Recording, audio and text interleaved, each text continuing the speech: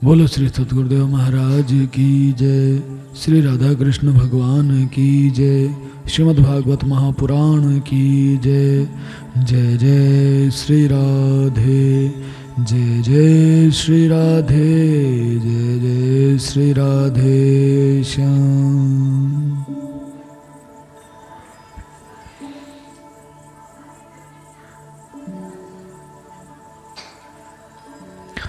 अथ द्वादशोध्याय सृष्टि का विस्तार। श्री मैत्रेय जी ने कहा, विदुर जी, यहाँ तक मैंने आपको भगवान की काल रूप महिमा सुनाई। अब जिस प्रकार ब्रह्मा जी ने जगत की रचना की वह सुनिए। सबसे पहले उन्होंने अज्ञान की 5 वृत्तियाँ तम, मोह, महामोह, तामिश्र और अंधता मिश्र रची। कि मैत्रेय जी बता रहे हैं कि ब्रह्मा जी ने जो सृष्टि बनाई, सबसे पहले उन्होंने क्या बनाया? अज्ञान की 5 वृत्तियां। अज्ञान की 5 वृत्तियां, तम मतलब अविद्या, मोह अस्मिता, महामोह प्राणियों का राग, तामेश्र यह द्वेष, और अंधता मिश्र अभिनिवेश। ये 5 जो वृत्तियां हैं अज्ञान की, ये रची। कहने का भाव, सृष्टि रचना में सबसे पहले क्या उत्पन्न हुआ? सबसे पहले क्या उत्पन्न हुआ? अज्ञान। किंतु इस अत्यंत पापमयी सृष्टि को देखकर उन्हें प्रसन्नता नहीं हुई। तब उन्होंने अपने मन को भगवान के ध्यान से पवित्र कर उससे दूसरी सृष्टि रची। इस बार ब्रह्मा जी ने सनक, सनंदन, सनातन और सनत कुमार, ये 4 निवृत्ति प्राण उधर्वरेता मुनि उत्पन्न किए। अपने इन पुत्रों से ब्रह्मा जी ने कहा, पुत्रों, तुम लोग सृष्टि उत्पन्न करो। किंतु वे जन्म से ही मोक्ष मार्ग का अनुसरण करने वाले और भगवान के ध्यान में तत्पर थे, इसलिए उन्होंने ऐसा करना नहीं चाहा। अब ब्रह्मा जी ने अज्ञान की रचना की। सबसे पहले अज्ञान को उत्पन्न किया। उसके बाद उन्होंने देखा है तो सृष्टि बड़ी पापमयी है, ये सृष्टि पापमयी है। बड़े कुछ खास प्रसन्नता नहीं हुई उन्हें। तब भगवान में ध्यान लगाकर, भगवान में ध्यान लगाकर उस ध्यान से अपने मन को पवित्र करके उन्होंने दूसरी सृष्टि रची। इस दूसरी सृष्टि में कौन उत्पन्न हुआ? सनकादि ऋषि, जिनके नाम है सनक, सनंदन, सनातन और सनत कुमार। ये चारों निवृत्ति प्राण थे। चारों निवृत्ति प्राण। निवृत्ति मतलब 2 प्रकार के मार्ग हैं इस संसार में जीने के लिए, एक प्रवृत्ति मार्ग और दूसरा निवृत्ति मार्ग। प्रवृत्ति मार्ग है जो हमें इस संसार में प्रवृत्त करके रखता है, संसार में प्रवृत्त करके रखता है, और दूसरा निवृत्ति मार्ग जो इस संसार से हमारी निवृत्ति करवाता है, भगवान की प्राप्ति करवाता है। को 2 ही प्रकार के लोग आपको मिलेंगे, एक संसार को चाहने वाले, दूसरे भगवान को चाहने वाले। संसार को चाहने वाले प्रवृत्ति मार्ग के अनुयायी हैं, और भगवान को चाहने वाले निवृत्ति मार्ग के अनुयायी हैं। तो ये जो 4 थे निवृत्ति प्राण थे, ब्रह्मा जी ने कहा तुम लोग सृष्टि उत्पन्न करो। ब्रह्मा जी ने कहा तुम लोग सृष्टि उत्पन्न करो। तो ये चारों जो निवृत्ति प्राण थे, इन्होंने कहा जी हम तो ऐसा नहीं करेंगे, हमने तो भगवान का भजन करना है, केवल भगवान का भजन करेंगे। जब उन्होंने मना किया, तब ब्रह्मा जी ने देखा कि मेरी आज्ञा न मानकर ये मेरे पुत्र मेरा तिरस्कार कर रहे हैं। तब उन्हें ऐसा ही क्रोध हुआ। उन्होंने उसे रोकने का प्रयत्न किया। ब्रह्मा जी ने देखा 4 बेटे मेरे, बात मेरी मान नहीं रहे, मैं कह रहा हूं सृष्टि पैदा करो, कहते हैं हम नहीं करेंगे। तो ब्रह्मा जी को आया क्रोध कि मेरे पुत्र मेरी बात नहीं मान रहे। उन्होंने अपने क्रोध को रोकने का बहुत प्रयत्न किया, लेकिन क्रोध ऐसा ही था जिसे सहन नहीं किया जा सक रहा। रोकने का प्रयत्न किया लेकिन ना रोक पाए। और इंसान जो कोई भी प्राणी है जो निवृत्ति मार्ग के अनुयायी हैं, जो भगवान को पाना चाहते हैं, संसार से दूर होना चाहते हैं, सबके साथ ये बात है। माँ बाप कहेंगे सृष्टि उत्पन्न करो, सृष्टि उत्पन्न करो, बच्चे कहेंगे ना आज ही हमें नहीं करनी। और जिस समय हम सन्यास के लिए चले, हमारे पिताजी ने कहा बेटा सन्यास लेके क्या करोगे, नाम ही जपना है, घर बैठ के जपो, शादी ब्याह करके जपो। हमने कहा नहीं, हम इस झंझट में नहीं पड़ना चाहते। पिताजी कहते हैं उदाहरण भी तो देखो कि जिस भगवान की तू पूजा करता ना, कृष्ण की, को उसकी भी शादियां हुई थी, एक दो नहीं 16,108, तू तो एक तो करवा ले। हमने कहा नहीं, हम नहीं करवाएंगे, भगवान है वो, भगवान है, कुछ भी कर लें, 16,000 16 लाख कर लें, 16 करोड़ कर लें, जितने भी संसार में पुरुष हैं या स्त्री हैं, चाहे कोई भी है, परमात्मा के अंश स्वरूपा होने के नाते वो सब के सब उसकी पत्नियां ही हैं, सबके सब उसकी पत्नियां ही हैं भगवान की। तो 16,000 तो गिनती में आ गई, वैसे तो करोड़ों अरबों खरबों पता नहीं कितने ही हैं, जितने भी जीव हैं सबके सब तो भगवान के अंश हैं। भगवान के अंश होने के नाते या तो भगवान के बालक हैं या भगवान के पत्नियां बोलो उन्हें। तो भगवान चाहे जो कर सकते हैं, लेकिन हमें भगवान की लीला का अनुसरण नहीं करना, भगवान की लीला का अनुसरण नहीं करना, हमें भगवान की आज्ञा का पालन करना है। भगवान तो जो कर सकते हैं क्या वो हम कर लेंगे भला? सारे कार्य करने लगे तो हम तो नहीं कर सकते। हाँ, जो उन्होंने आज्ञा दी है उस आज्ञा का पालन हम अवश्य कर सकते हैं। तन मन धन से भगवान की आज्ञा का पालन कर दो बस, भगवान उसमें प्रसन्न है, भगवान प्रसन्न है। भगवान कहें इधर बेटा ब्याह करवा लो तो करवा लो। भगवान अगर आके बोल दे कि मैं चाहता हूं तुम शादी करवाओ, अवश्य करवाओ। भगवान नहीं बोल रहे तो क्यों करवाएं? ब्रह्मा जी ने कहा अपने 4 बेटों को तुम सृष्टि उत्पन्न करो, उन्होंने तो हाथ जोड़ दे कि हम तो नहीं करेंगे जी। ब्रह्मा जी को आया क्रोध।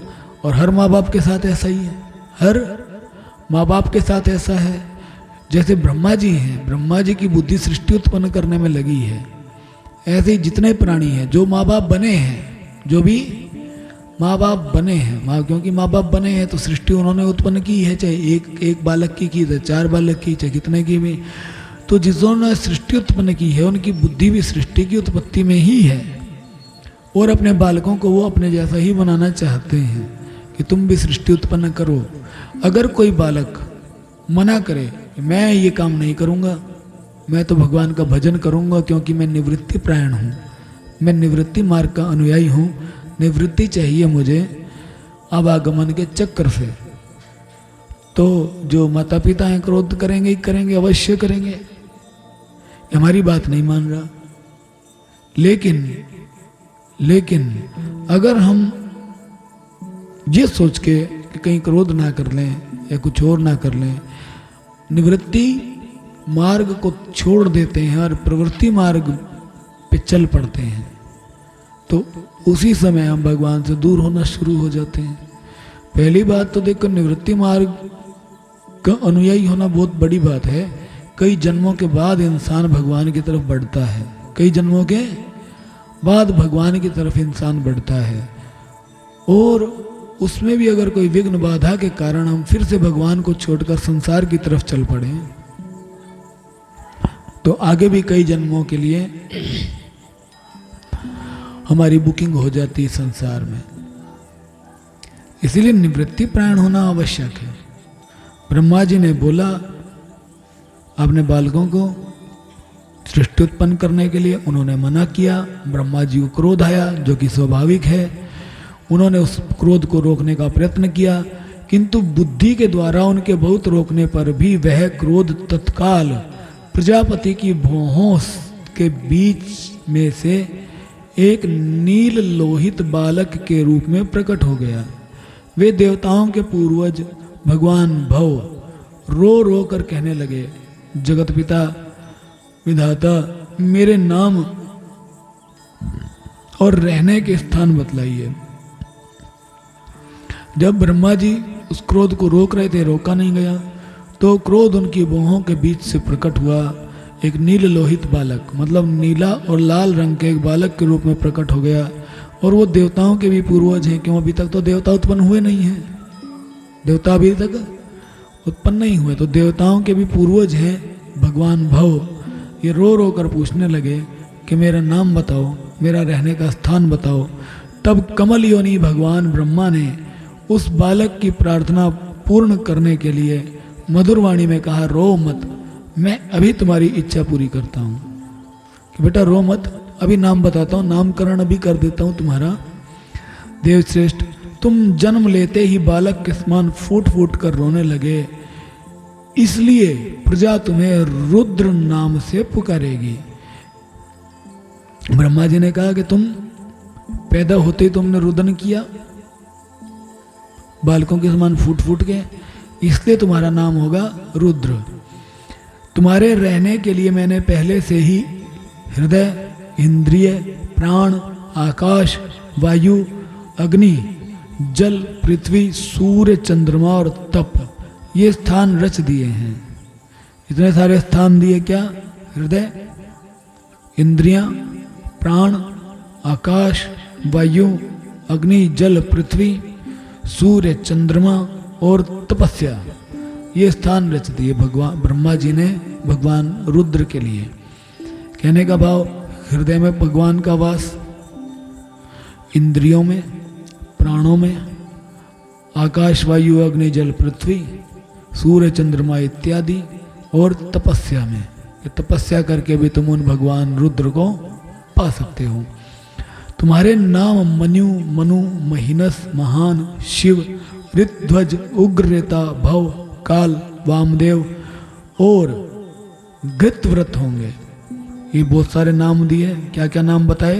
मनु, मनु, महीनस, महान, शिव, ऋतध्वज, उग्ररेता, भव, काल, वामदेव और धृतव्रत होंगे। तो ये सारे भगवान शिव के नाम हैं। और ये भगवान शिव को रहने के क्या क्या स्थान दिए ब्रह्मा जी ने? सबसे पहले तो हृदय, इंद्रियां, प्राण, पंच महाभूत, मतलब कण कण में व्यापक, हर जगह भगवान का स्थान उन्होंने दिया। और खासकर तप में, कि जो जीव तपस्या करेगा उसको भगवान की प्राप्ति भगवान रुद्र, भगवान शिव अवश्य मिलेंगे। तथा घी, वृत्ति, उष्णा, उमा, नियुत, सर्पी, इला, अंबिका, इरावती, सुधा और दीक्षा, ये 11 रुद्राणियां तुम्हारी पत्नियां होंगी। 11 ये रुद्राणियां बताई। तुम उपर्युक्त नाम, स्थान और स्त्रियों को स्वीकार करो और इनके द्वारा बहुत सी प्रजा उत्पन्न करो, क्योंकि तुम प्रजापति हो। ब्रह्मा जी ने भगवान शिव को भी कहा, रुद्र को कहा, तुम प्रजा उत्पन्न करो। 11 रुद्राणियां हैं तुम्हारे पास, इनके द्वारा प्रजा उत्पन्न करो, क्योंकि तुम प्रजापति हो। तो लोक पिता ब्रह्मा जी से ऐसी आज्ञा पाकर भगवान नील लोहित बल, आकार और स्वभाव में अपने ही जैसी प्रजा उत्पन्न करने लगे। अब भगवान रुद्र लगे प्रजा उत्पन्न करने के लिए, तो कैसी करें? बल में उन्हीं के जैसी, आकार में, स्वभाव में भी। अब भगवान रुद्र का स्वभाव कैसा, कैसे प्रकट हुए? क्रोध से। तो क्रोधमयी सृष्टि उत्पन्न करने लगे कि ये लो जी अभी कहता हूं।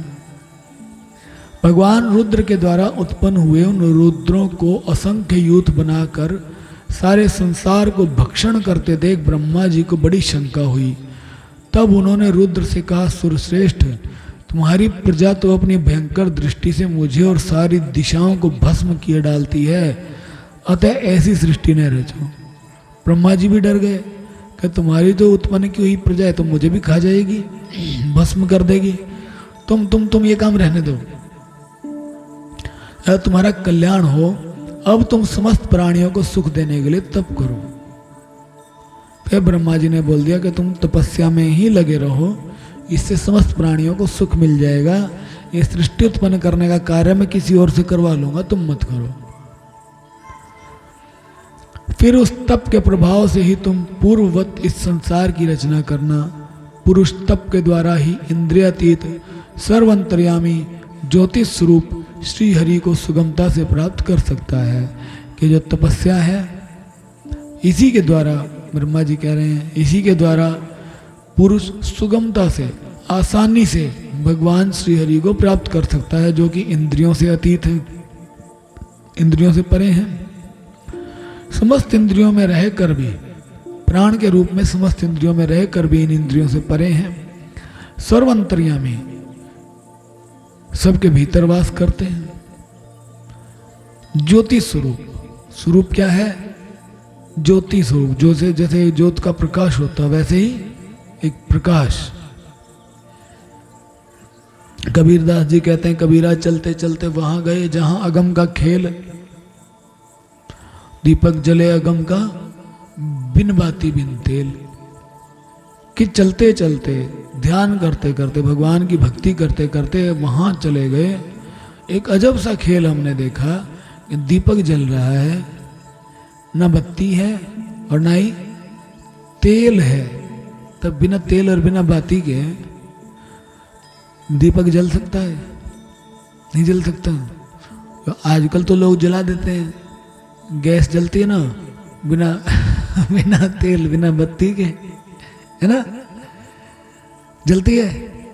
लेकिन इस गैस में भी तेल के रूप में गैस है, तेल के रूप में गैस है। ऐसी बात नहीं है कि बिना बत्ती के जल रहा हो, बिना तेल के। तेल मतलब ईंधन, कोई ना कोई ईंधन तो प्रकाश के लिए चाहिए। लेकिन वो परमात्मा, उनका प्रकाश कैसा है, ना उन्हें बाती की जरूरत, ना किसी सहारे की। वो स्वयं दुनिया को सहारा देने वाले हैं, किसी तेल से, किसी ईंधन से प्रकाशित नहीं है। वो खुद समस्त संसार के ईंधन हैं, जिससे पूरा संसार चलता है, ऊर्जा को प्राप्त करता है। तो उन भगवान को पाने का रास्ता ब्रह्मा जी ने बताया क्या? तप। तप से तुम भगवान को पा जाओगे। ये तप क्या है? जैसे हम कुछ पहले एक बार तपस्या का स्वरूप आया था कि तप क्या है। जब भगवान ने ब्रह्मा जी को बताया, चतुश्लोकी भागवत का उपदेश दिया और बताया कि तपस्या से ही मैं संसार की रचना करता हूँ, तपस्या से ही मैं इसे पालन पोषण करता हूँ और तपस्या से इसे नष्ट भी कर देता हूँ। ये तप भगवान कहते हैं कि मेरी दुर्लंघ शक्ति है, जिसका पार पाना अत्यंत कठिन कार्य है। तो ये तप क्या है? आपके भीतर बैठी हुई वो शक्ति, जिसे कुंडलिनी शक्ति, योग की भाषा में कुंडलिनी शक्ति भी कह देते हैं। क्या है? तप। तप का स्वभाव क्या है? ऊपर की तरफ जाना या नीचे की तरफ? आप बताओ, वैसे तप का स्वभाव ऊपर की तरफ चलता है तप अपने आप, या नीचे की तरफ? ऊपर की तरफ ना। अग्नि आप जलाओ तो ऊपर की तरफ जाएगी। यदि तप का स्वभाव है ये ऊपर की तरफ चलता है, लेकिन कई जन्मों के अभ्यास से ऊपर की तरफ जाना आसान है और नीचे की तरफ ले जाना कठिन है।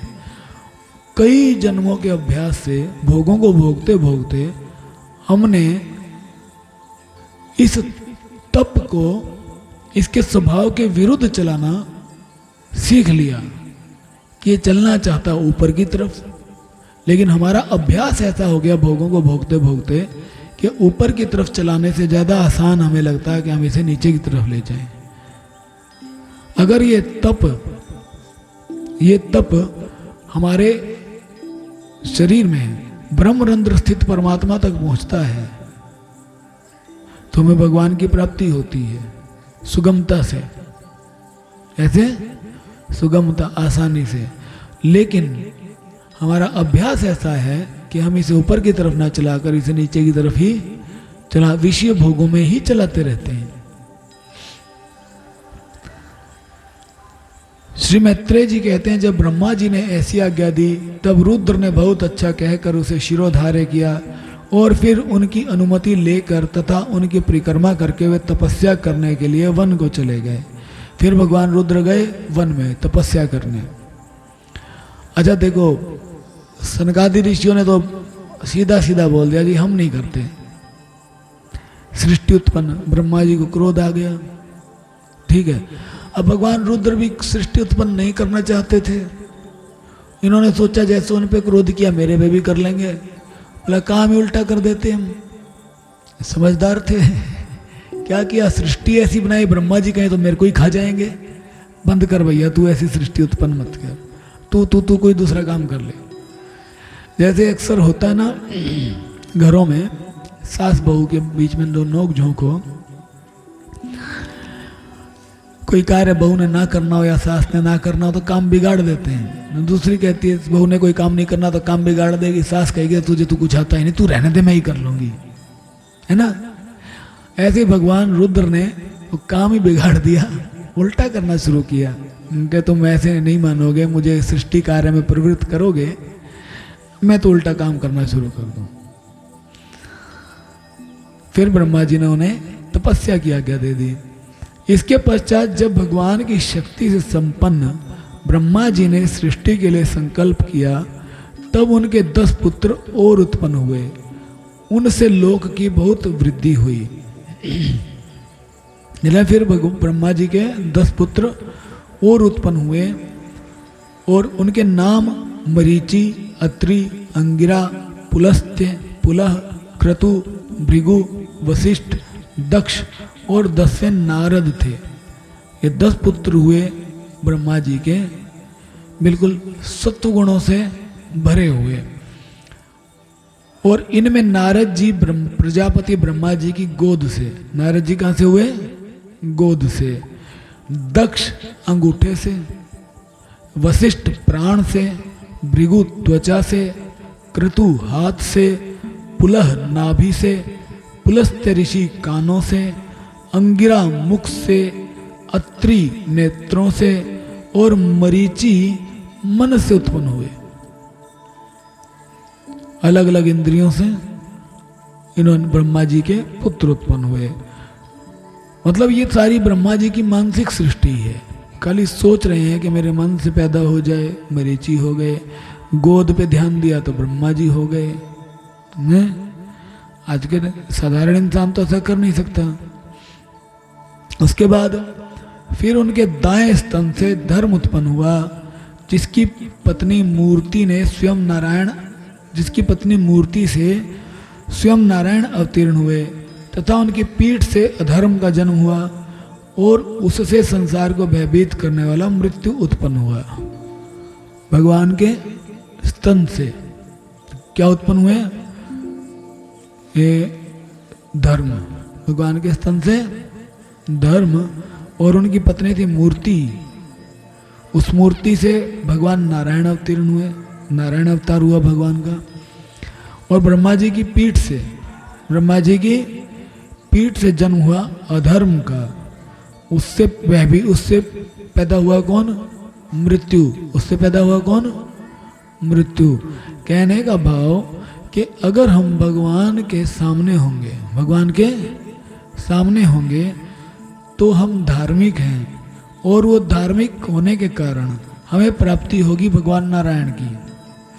लेकिन अगर हम भगवान के पीछे होंगे, भगवान के पीछे पीठ पीछे होंगे तो हम अधार्मिक होंगे, अधर्म की वृद्धि करेंगे और उससे हमें प्राप्त होगी कौन? मृत्यु। उससे प्राप्त होगी कौन? मृत्यु। अब कोई सोचे कि कहीं इंसान धार्मिक हो या अधर्मी हो, मरना तो सब नहीं है। लेकिन ऐसा नहीं है। जो धार्मिक है, जिसने भगवान की भक्ति की है, जिसने अपने प्राणों को वश में किया है, वो मरता नहीं। मृत्यु और जन्म की परिभाषा हम आपको कई बार सुना चुके हैं, आज फिर से बता रहे हैं। मृत्यु क्या होती है? जीव के सूक्ष्म शरीर और स्थूल शरीर का एक साथ कार्य प्रारंभ करना। सूक्ष्म शरीर मतलब सूक्ष्म शरीर का स्थूल देह में अहम भाव होना जन्म है। सूक्ष्म शरीर का स्थूल देह में अहम भाव हो जाना जीव का जन्म है। और जब ये सूक्ष्म शरीर और स्थूल शरीर एक साथ मिलकर कार्य करना बंद कर दें, वो है जीव की मृत्यु। उसे कहते हैं क्या? मृत्यु। जैसे ही बालक माता के गर्भ से उत्पन्न होता है, उसी समय वो जो उसका सूक्ष्म शरीर है अपने स्थूल देह में अहम भाव कर लेता है और उसी समय उसे बोलते हैं जन्म। अन्यथा जन्म तो माता के गर्भ में तो बालक 9 महीने पहले ही आ गया है ना। माता के गर्भ में बालक तो 9 महीने पहले ही आ गया, तो उस समय को जन्म नहीं कहा जाता। क्यों? क्योंकि जब तक बालक माता के गर्भ में रहता है तब तक उसे इस बात का ज्ञान होता है, इस बात की जानकारी रहती है कि शरीर में नहीं हूं। लेकिन वो अपने आप को आत्मा भी नहीं जानता, अपने आप को वो आत्मा भी नहीं जानता। वो अपने आप को जानता है सूक्ष्म देह, सूक्ष्म शरीर, या फिर जीव, या कहो जीवात्मा। अपने आप को जीव जानता है। और जैसे ही माता के गर्भ से उस संसार में आता है प्राणी, तो उसी समय उस जीव का अपने स्थूल शरीर में अहम भाव हो जाता। वो अब ये सोचता है कि ये जो स्थूल शरीर है यही मैं हूँ, यही मैं हूँ। और जैसे उसका ये भाव होता तभी उसको हम बोलते हैं जन्म। कहते हैं आज ये पैदा हुआ, आज ये पैदा हुआ, आज इसका जन्म हुआ। और जब ये स्थूल शरीर और सूक्ष्म शरीर मिलकर कार्य करना बंद कर दें तो उसे कहते हैं क्या? मृत्यु। कि जब जीव इस शरीर का त्याग कर देता है तो कहते हैं ये तो मर गया, ये आदमी मर गया, है ना। उससे पहले उसका जीवन चलता रहता है। तो अब मेन बात यह है कि जो धार्मिक है वो मरेंगे नहीं। शरीर तो सबने छोड़ना ही छोड़ना है, लेकिन जो भगवान के भक्त हैं वो मरते नहीं, जिनकी भक्ति पूर्ण हो जाए। कोई कहे कि महाराज जी सुबह शाम दीपक तो भगवान का हम भी जलाते ही हैं, है ना, हम भी नहीं मरेंगे। नहीं नहीं, भक्त का अर्थ क्या है? भक्त का अर्थ क्या? अपने आत्मा का अनुसंधान करना, अपने आत्म स्वरूप की खोज करना ही भक्ति है। ऐसा करने वाला भक्त है।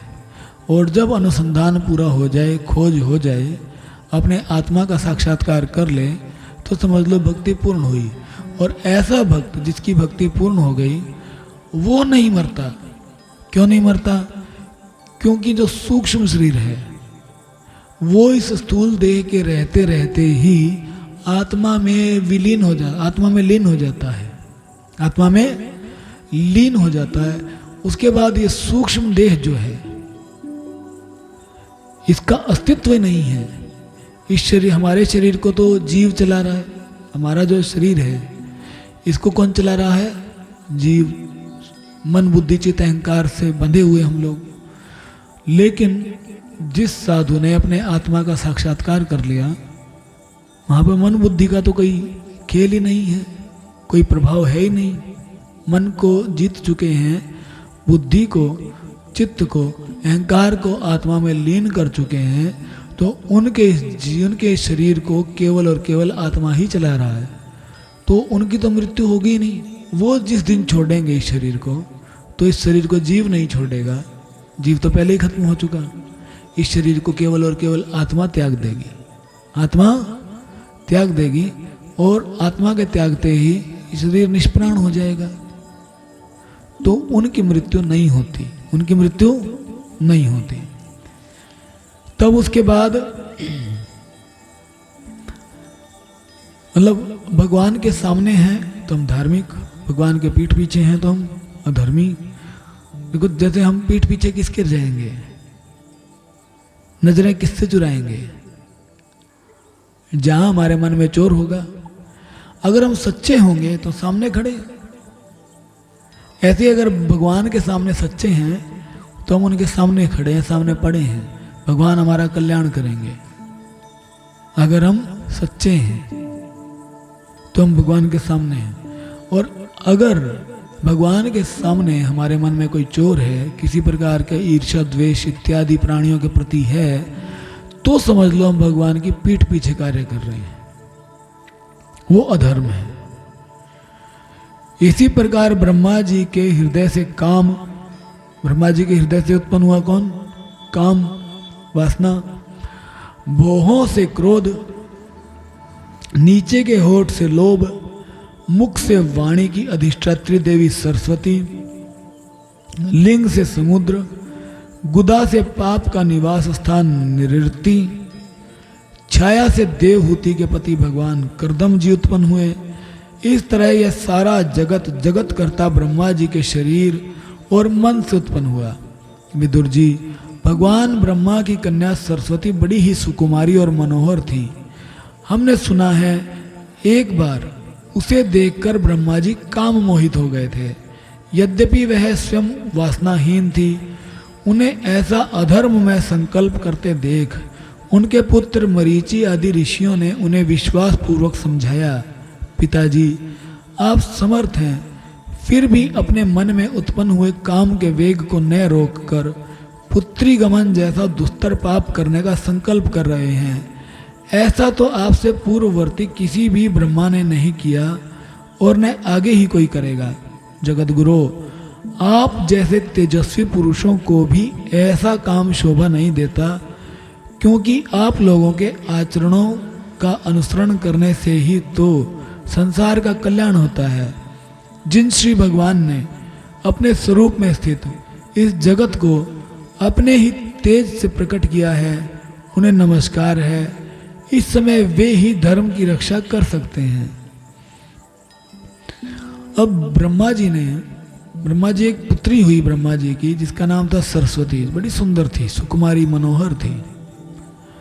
ब्रह्मा जी से उत्पन्न है, ब्रह्मा जी से उत्पन्न है, तो ब्रह्मा जी की पुत्री हुई, तो सुंदर लेकिन बहुत थी।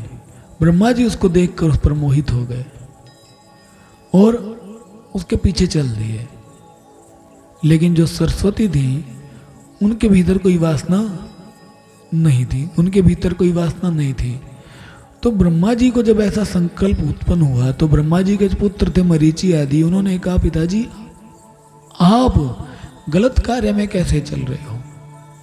अगर आप ऐसा करोगे तो आपको देखकर सारा संसार ऐसा ही करेगा, क्योंकि आप सबके पूर्वज हो, क्योंकि आप सबके पूर्वज हो। तब ब्रह्मा जी ने उस संकल्प का त्याग किया। अपने पुत्र मरीचि आदि प्रजापतियों को अपने सामने इस प्रकार कहते देख प्रजापतियों के पति ब्रह्मा जी बड़े लज्जित हुए और उन्होंने उस शरीर को उसी समय छोड़ दिया। तब उस घोर शरीर को दिशाओं ने ले लिया, वही कोहरा हुआ जिसे अंधकार भी कहते हैं। तो ब्रह्मा जी बड़े लज्जित, बड़ी शर्म सी आई ब्रह्मा जी को कि ये मैं क्या कर रहा हूँ। तो ब्रह्मा जी ने जिस शरीर में ये पाप में विचार उत्पन्न हुआ था, उस शरीर को ही त्याग दिया, उस शरीर को ही त्याग दिया कि शरीर धारण करने लायक ही नहीं है। और उस शरीर से अंधकार उत्पन्न हुआ, उस शरीर से अंधकार उत्पन्न हुआ। अभी कोई कहते हैं कि ब्रह्मा जी ने पाप में संकल्प किया, जब ब्रह्मा जी ही काम वासना से दूर ना रह सके, तो हम तो उन्हीं के बनाए हुए जीव हैं, हमारा क्या होगा। लेकिन यहाँ पर देखने लायक बात यह है कि ब्रह्मा जी ने पहले काम को उत्पन्न किया है। ब्रह्मा जी ने पहले काम को उत्पन्न किया है वो अपने हृदय से। ब्रह्मा जी के हृदय से काम उत्पन्न हुआ है। काम उत्पन्न हुआ, लोभ उत्पन्न हुआ, क्रोध उत्पन्न हुआ, ठीक है। तो इन अवगुणों के कारण ब्रह्मा जी पाप में कर्म करने के लिए चल पड़े। लेकिन जैसे उन्हें समझ आया कि गलत है, तो उन्होंने अपना शरीर ही त्याग दिया, उन्होंने अपना शरीर ही त्याग दिया और कुछ पाप करने से पहले उन्होंने अपने आप को संभाल लिया। तो कहने का भाव, अगर आपके हृदय में काम है, आपके हृदय में वासनाएं हैं, तभी तो आप गलत कार्य के लिए उद्यत हो। ब्रह्मा जी के हृदय से काम उत्पन्न हुआ। जब तक आपके हृदय में ये है तब तक आप गलत कार्य करने के लिए चल सकते हो, लेकिन अगर आपके हृदय में वासनाएं नहीं हैं तो कोई मतलब ही नहीं बनता। लेकिन अगर आपके हृदय में वासनाएं हैं तो वासना से युक्त प्राणी के लिए संसार में कोई रिश्ता नहीं है, और वासना से हीन प्राणी के लिए समस्त स्त्रियां माता या बहन के रूप में है, या तो माता है या बहन है। लेकिन फिर भी ब्रह्मा जी क्योंकि भगवान के प्रति समर्पित हैं, इसीलिए जो इंसान भगवान के प्रति समर्पित है उसके हृदय में अगर गलती से कोई कुविचार आ जाए, कोई बुरा संस्कार आ भी जाए, तो भी भगवान रक्षा करते हैं। मरीचि आदि क्या कह रहे हैं? भगवान ही रक्षा कर सकते हैं धर्म की। तो भगवान रक्षा करते हैं। अगर कोई बुरा विचार, बुरा संस्कार उत्पन्न हो भी जाए भगवान के भक्त में, भगवान उसकी रक्षा करके उसके उस विचार को नष्ट कर देते हैं, उसके उस विचार को नष्ट कर देते हैं। इसीलिए जीव को चाहिए भगवान की शरण में रहे, भगवान की शरण में रहे। और जो जीव भगवान की शरण में नहीं है, जो जीव भगवान की शरण में नहीं है, तो साधारण सी बात है उसके हृदय में काम क्रोध इत्यादि तो है ही। उनके वशीभूत होकर वो कोई बुरा भी कर्म कर सकता है, दुष्कर्म भी कर ले, कुकर्म कैसा भी कर सकता है। लेकिन जो भगवान के शरणागत हैं, पहली बात तो आसानी से उनके मन में कोई विकार उत्पन्न नहीं होगा, हो भी जाए तो भगवान रक्षा कर लेते हैं। इसीलिए हमें चाहिए कि हम भगवान के शरणागत होकर उनके आश्रय में अपना जीवन जिएं, गलती से भी हमसे कोई पाप कर्म ना हो जाए। उसके बाद एक बार ब्रह्मा जी यह सोच रहे थे कि मैं पहले की तरह सुव्यवस्थित रूप से सब लोकों की रचना किस प्रकार करूं। इसी प्रकार उनके 4 मुखों से 4 वेद प्रकट हुए। इनके सिवा उपवेद, न्यायशास्त्र, होता, उद्गाता, अधव्यु और ब्रह्मा, इन 4 ऋत्विजों के कर्म, यज्ञों का विस्तार, धर्म के 4 चरण और 4 आश्रम तथा उनकी वृत्तियां, ये सब भी ब्रह्मा जी के मुखों से ही उत्पन्न हुए। विदुर जी ने पूछा, तपोधन, विश्व रचयिताओं के स्वामी श्री ब्रह्मा जी ने अपने मुखों से इन वेद आदि को रचा, तो उन्होंने अपने किस मुख से कौन वस्तु उत्पन्न की, यह आप कृपा करके मुझे बतलाइए। कि आप बता रहे हो, विदुर जी कह रहे हैं, आप बता रहे हो कि 4 मुखों से अलग अलग चीजें पैदा हुई, तो ये बताओ कि कौन से मुख से क्या क्या हुआ। तब मैत्रेय जी ने कहा कि विदुर जी, ब्रह्मा ने अपने पूर्व, दक्षिण, पश्चिम और उत्तर के मुख से क्रमशः ऋक्, यजुः, साम और अथर्व वेदों को रचा तथा इसी क्रम से शस्त्र, इज्जा, स्तुतिस्तोम और प्रायश्चित, इन 4 की रचना की। इसी प्रकार आयुर्वेद, धनुर्वेद, गांधर्व वेद और स्थापत्य वेद, इन 4 उपवेदों को भी क्रमशः उन पूर्वादि मुखों से उत्पन्न किया। के 4 तो वेद हो गए, ऋग्वेद, यजुर्वेद, अथर्ववेद और सामवेद, और 4 उपवेद बता रहे हैं। कौन कौन से? आयुर्वेद क्या? चिकित्सा शास्त्र, जिससे चिकित्सा होती है, इंसान की बीमारियां ठीक करने का शास्त्र। धनुर्वेद, शस्त्र विद्या, जिसमें शस्त्र चलाने की कला बताई जाती है। गांधर्व वेद, संगीत शास्त्र, जिसमें संगीत सिखाया गया। और स्थापत्य वेद, शिल्प विद्या, घर मकान बनाने की जो कला है वो। फिर सर्वदर्शी भगवान ब्रह्मा ने अपने 4 मुखों से इतिहास पुराण रूप 5वां वेद बनाया। इसी क्रम से षोडशी और उक्त, चयन और अग्निष्टोम, आप्तोर्याम और अतिरात्र तथा वाजपेयी और गोसव, ये 2 याग भी उनके पूर्वादि मुखों से ही उत्पन्न हुए। विद्या, दान, तप और सत्य, ये धर्म के 4 पाद और वृत्तियों के सहित 4 आश्रम भी इसी क्रम से प्रकट हुए। सावित्र, प्राजापत्य, ब्रह्म, और बृहत, ये 4 वृत्तियां ब्रह्मचारी की हैं। ब्रह्मचारी की 4 वृत्तियां बताई क्या? सावित्र, प्राजापत्य, ब्राह्म और बृहत। तो क्या बता रहे हैं कि ये 4 ब्रह्मचारियों की वृत्तियां, और इसका मतलब क्या है? नीचे वर्णन है कि उपनयन संस्कार के पश्चात गायत्री का अध्ययन करने के लिए धारण किया जाने वाला 3 दिन का ब्रह्मचर्य व्रत। जो सावित्र व्रत है ये वो है उपनयन संस्कार के पश्चात गायत्री का अध्ययन करने के लिए 3 दिन का ब्रह्मचर्य व्रत किया जाता है। और 1 साल के लिए अगर ब्रह्मचर्य व्रत धारण किया जाए तो उसे कहेंगे प्राजापत्य। और वेदाध्ययन की समाप्ति तक रहने वाला ब्रह्मचर्य व्रत, कि जब तक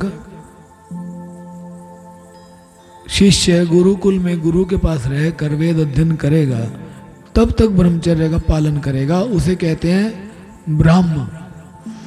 और आयु पर्यंत रहने वाला ब्रह्मचर्य व्रत, इसे कहते हैं बृहत। जो पहला तो है कि जिस दिन उपनयन संस्कार होंगे तो भाई 3 दिन का ब्रह्मचर्य व्रत धारण करना है। फिर सोचें किसी कार्य से हमने करना है ब्रह्मचर्य व्रत 1 साल का, तो उसे प्राजापत्य। और जो पहले जमाने में आपने देखा होगा टीवी में महाभारत देखते, महाभारत देखी, रामायण देखी, भगवान राम, भगवान श्री कृष्ण शिक्षा लेने के लिए, दीक्षा लेने के लिए सतगुरु के पास आश्रम में रहे, है ना। तो जितने काल तक गुरु के पास गुरुकुल में रहकर शिक्षा ग्रहण करते हैं उतने समय तक जो ब्रह्मचर्य के पालन करते हैं उसे कह देते हैं ब्राह्मण। और कोई कहे कि अब आगे मुझे गृहस्थ में प्रवेश करना है, शिक्षा तो ले ली गुरु जी से, गृहस्थी में प्रवेश करना तो गृहस्थी रह जाएगा। और कोई कहे कि मैं तो आजीवन ब्रह्मचर्य का पालन करूंगा, तो उसे कहेंगे बृहत। उसे क्या कहेंगे? बृहत। ये 4 वृत्तियां हैं ब्रह्मचारी की। तथा वार्ता, संचय, शालीन और शिलोंच, ये 4 वृत्तियां गृहस्थ की हैं। गृहस्थियों की भी 4 वृत्तियां बताई गई। क्या? वार्ता, वार्ता मतलब कृषि आदि शास्त्रविद वृत्तियां। कैसे गृहस्थी अपना काम चलाएगा, कार्य करके, कृषि आदि करके या व्यापार करके। और उसके बाद है संचय। संचय है याग आदि कराना, जैसे कोई ब्राह्मण यज्ञ वगैरह करवाएं। और फिर शालीन, शालीन है अयाचित वृत्ति। और शिलोंच, खेत कट जाने पर पृथ्वी पर पड़े हुए तथा अनाज की मंडी में गिरे हुए दानों को बीन कर निर्वाह करना। खेत कट गया, खेत कटने के बाद बच गए जो दाने,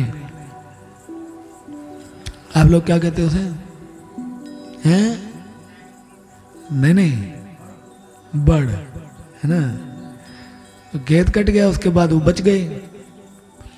आप उन्हें उठाकर, कोई इंसान उसे उठा के ले आया और उठा के उसको घर पे लाके दाने निकाल के इकट्ठे कर लिए। वो वृत्ति है शिलोंच वृत्ति। ये 4 वृत्तियां गृहस्थी की हैं। पहली है कि वो व्यापार करके, कृषि आदि करके गोपालन करे या व्यापार करे, वार्ता। दूसरी संचय, यज्ञ इत्यादि करके जो मिल जाए। और शालीन, ये अयाचित वृत्ति। और शिलोंच, क्या कहते हैं? खेत कट गया या मंडी में जो दाने गिर गए उनको उठा के अपना जीवन निर्वाह करे। इसी प्रकार वृत्ति भेद से वैखानस, वाल, खिल्ले, औदुंबर और फेनप, ये 4 भेद वानप्रस्थों के। 4 भेद हैं वानप्रस्थों के।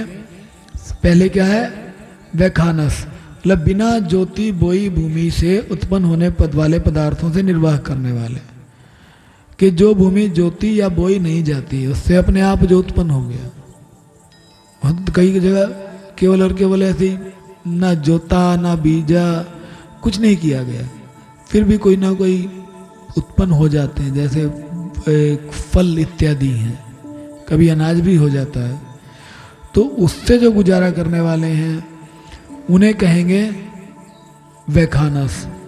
और फिर है वाल खिले, ये है नवीन अन्न मिलने पर पहला संचय करके रखा हुआ अन्न दान कर दें।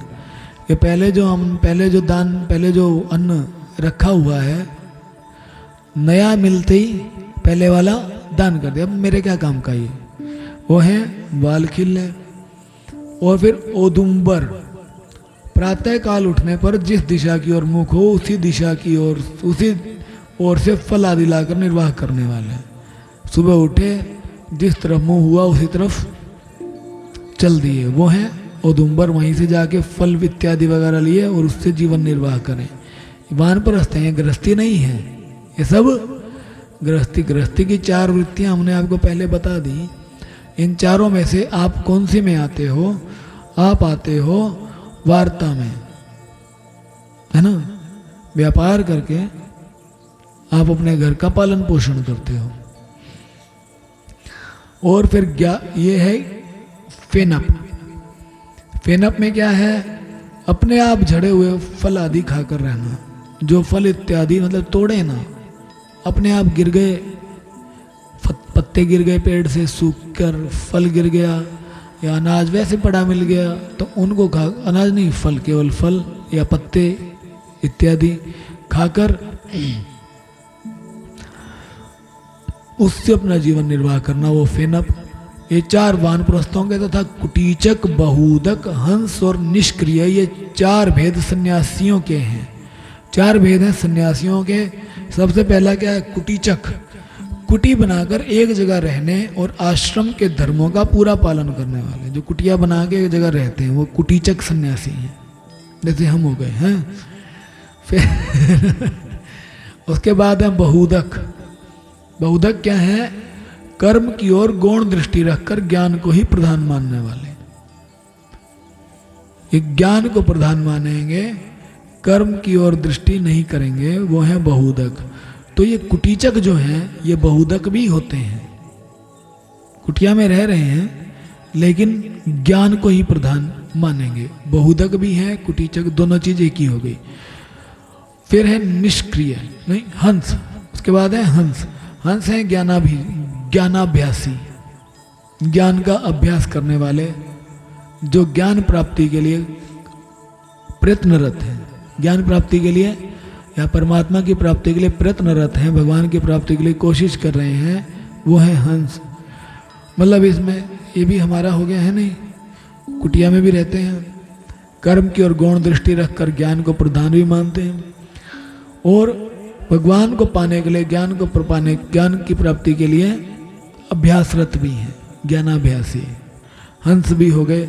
और चौथे हैं निष्क्रिय, परमहंस, ज्ञानी, जीवन मुक्त, जिन्होंने भगवान को पा लिया, जीवन मुक्त हो गए, ज्ञानी हो गए। जैसे महाराज जी थे। महाराज जी अपने साइन भी पता कैसे करते थे? आपने कभी देखे गुरु महाराज जी के साइन, सिग्नेचर हैं? क्या लिखते थे? समझ नहीं आता था। पंजाबी में लिखते थे ना, आपको समझ नहीं आया। महाराज जी के साइन में होता था, लिखते थे महाराज जी, महात्मा श्री प्रेमानंद जी परमहंस। पूरा साइन करते थे बैंक में जाके भी, महात्मा श्री प्रेमानंद जी परमहंस। तो ये जो परमहंस है वो लगा सकता है जिसने ज्ञान प्राप्त कर लिया, जो जीवन मुक्त है। जीवन मुक्त मतलब जीवित रहते हुए ही वो मुक्त है। मन, बुद्धि, चित्त, अहंकार अपने सूक्ष्म शरीर को पूरे को उन आत्मा में लीन कर चुके, जो आत्मा में लीन कर चुके, उनके भीतर कोई मन नहीं बचा कि उनका मन करेगा कुछ कार्य करने का। बुद्धि नहीं बची कि बुद्धि संकल्प लेगी। अहंकार नहीं है लेश मात्र भी, चित्त भी नहीं है जो संसार में भटकेगा या परमात्मा का चिंतन ही करेगा। वो तो अपने स्वरूप में ही मगन रहते हैं, अपने स्वरूप में ही मगन रहते हैं, ज्ञानी हैं, जीवन मुक्त हैं। वो है निष्क्रिय या फिर परमहंस। निष्क्रिय क्यों? कोई क्रिया करना उनके लिए शेष है ही नहीं, इसलिए वो निष्क्रिय हैं। वही है परमहंस जो गुरु महाराज जी की अवस्था थी। इसी क्रम से आन्वीक्षिकी, त्रयी, वार्ता और दंड नीति, ये 4 विद्याएं तथा 4 व्याहृतियां भी ब्रह्मा जी के 4 मुखों से उत्पन्न हुई तथा उनके हृदयाकाश से ओंकार प्रकट हुआ। उनके रोमों से उष्णिक, त्वचा से गायत्री, मांस से त्रिष्टुप, स्नायु से अनुष्टुप, अस्थियों से जगती, मज्जा से पंक्ति और प्राणों से बृहति छंद उत्पन्न हुआ। ऐसे ही उनका जीव स्पर्श वर्ण और देह स्वर वर्ण कहलाया। उनकी इंद्रियों को ऊष्म वर्ण और बल को अंतस्थ कहते हैं तथा उनकी क्रीड़ा से निषाद, ऋषभ, गांधार, षडज, मध्यम, दैवत और पंचम ये 7 स्वर हुए। हे तात, ब्रह्मा जी शब्द ब्रह्म स्वरूप हैं। वे वैखरी रूप से व्यक्त और ओंकार रूप से अव्यक्त हैं तथा उनसे परे जो सर्वत्र परिपूर्ण पर ब्रह्म है वही अनेकों प्रकार की शक्तियों से विकसित होकर इंद्र आदि रूपों में भास रहा है। विदुर जी, ब्रह्मा जी ने पहला कामासक्त शरीर जिससे कुहरा बना था छोड़ने के बाद दूसरा शरीर धारण करके विश्व विस्तार का विचार किया। वे देख चुके थे कि मरीचि आदि महान शक्तिशाली ऋषियों से भी सृष्टि का विस्तार अधिक नहीं हुआ, अतः वे मन ही मन पुनः चिंता करने लगे। मैत्रेय जी बता रहे हैं कि ब्रह्मा जी तो शब्द ब्रह्म स्वरूप हैं और इनसे परे जो हैं पर ब्रह्म, वो अनेकों रूपों में अनेकों प्रकार की शक्तियों से विकसित होकर अनेकों रूपों में भासते हैं। पर ब्रह्म परमात्मा जो है ब्रह्मा जी से परे हैं, वो कण कण में व्यापक हैं। संपूर्ण शक्तियां उन्हीं की, संपूर्ण रूप उन्हीं के, संपूर्ण रूपों के बीच में भगवान है। उसके बाद बताते हैं कि ब्रह्मा जी ने जो एक शरीर छोड़ दिया था उससे कोहरा बन गया था, अंधकार हो गया। जैसे अभी हम आ रहे थे बड़ा कोहरा था, अंधकार था। ये ब्रह्मा जी का पाप में शरीर जो उन्होंने छोड़ा था ना, वो फैल के एक्सीडेंट बहुत करवाता है ना। कोहरा जो है, आप क्या कहते हो उसे? धुंध ना, धुंध। तुम तो कुछ और ही बोलते हो, तेल।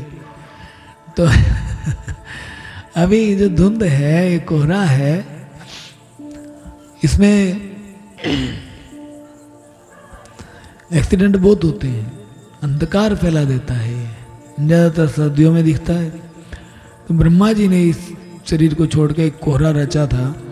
उसके बाद ब्रह्मा जी ने दूसरा शरीर धारण किया, दूसरा शरीर धारण कर लिया था और उससे उन्होंने देखा कि मैंने मरीचि आदि महान शक्तिशाली ऋषि उत्पन्न किए, उससे भी सृष्टि का विस्तार ज्यादा नहीं हुआ। मन ही मन चिंता करने लगे। अहो, बड़ा आश्चर्य है, मेरे निरंतर प्रयत्न करने पर भी प्रजा की वृद्धि नहीं हो रही है। मालूम होता है इसमें दैव ही कुछ विघ्न डाल रहा है। जिस समय यथोचित क्रिया करने वाले श्री ब्रह्मा जी इस प्रकार देव के विषय में विचार कर रहे थे, उसी समय अकस्मात उनके शरीर के 2 भाग हो गए। ब्रह्मा जी विचार कर रहे थे, भाई कैसे हो सृष्टि का विस्तार अधिक से अधिक, कारण क्या है जो हो नहीं रहा। विचार कर रहे थे, इतने में उनके शरीर के 2 भाग हो गए। क ब्रह्मा जी का नाम है, उन्हीं से विभक्त होने के कारण शरीर को काय कहते हैं। क नाम है ब्रह्मा जी का। ब्रह्मा जी शब्द ब्रह्म है ना, शब्द ब्रह्म नहीं थे, क ख से ही शुरू होते ना, तो क नाम है ब्रह्मा जी का। और शरीर मतलब उनसे उत्पन्न हुआ, ये विभक्त हुआ, इसलिए हो गया क से आया, इसीलिए बोले काय। क से आया इसलिए काया, काया कहते हैं। उन दोनों विभागों से एक स्त्री पुरुष का जोड़ा प्रकट हुआ। 2 शरीर के 2 हिस्से हुए ना, उनसे उत्पन्न हुआ स्त्री और पुरुष का एक जोड़ा। उनमें जो पुरुष था वह सार्वभौम सम्राट स्वयंभू मनु हुए और जो स्त्री थी वह उनकी महारानी शत्रुपा हुई। जो 2 स्त्री पुरुष का जोड़ा पैदा हुआ पुरुष का नाम क्या? मनु, स्त्री का नाम शत्रुपा, और ये दोनों हो गए पति पत्नी। दोनों क्या हुए? पति पत्नी। तब से मिथुन धर्म से प्रजा की वृद्धि होने लगी। उसके बाद स्त्री और पुरुष के सहवास से इस प्रजा की वृद्धि होने लगी। पहले तो ब्रह्मा जी अपने मन से पैदा कर रहे थे कि एक गोद से पैदा हो गया, एक मन से, एक हृदय से, एक बुद्धि से, एक अंगूठे से, एक आंख से, एक नाक से, एक कान से, ऐसे कर रहे थे। को कितने पैदा कर लेंगे? ब्रह्मा जी भी टेंशन में, क्या कैसे कहीं ना कहीं गड़बड़ है। ब्रह्मा जी ने क्या किया? एक शरीर को दो भाग कर दिए। तो दोनों एक साथ संयुक्त होंगे तो पूर्ण कहलाएंगे। दोनों एक साथ संयुक्त होंगे तो पूर्ण कहलाएंगे। तो दो भाग किए, उनमें एक स्त्री हो गई और एक पुरुष हो गया। उसके बाद स्त्री और पुरुष के मिलन से संसार की वृद्धि होने लगी। इससे पहले तो ब्रह्मा जी केवल अपने मन से संतानें उत्पन्न कर रहे थे। महाराज स्वयंभू मनु ने शत्रुपा से 5 संतानें उत्पन्न की। मनु और शत्रुपा की 5 संतान हुई। साधु शिरोमणि विदुर जी, उनमें प्रियव्रत और उत्तानपाद 2 पुत्र थे तथा आकुति, देवहूति और प्रसूति 3 कन्याएं थीं। मनु जी ने आकुति का विवाह रुचि प्रजापति से किया। मझली कन्या देवहूति करदम जी को दी और प्रसूति दक्ष प्रजापति को। इन तीनों कन्याओं की संतति से सारा संसार भर गया। 5 बच्चे हुए इनके, मनु और शत्रुपा के। इनका नाम क्या था? 2 बेटे थे,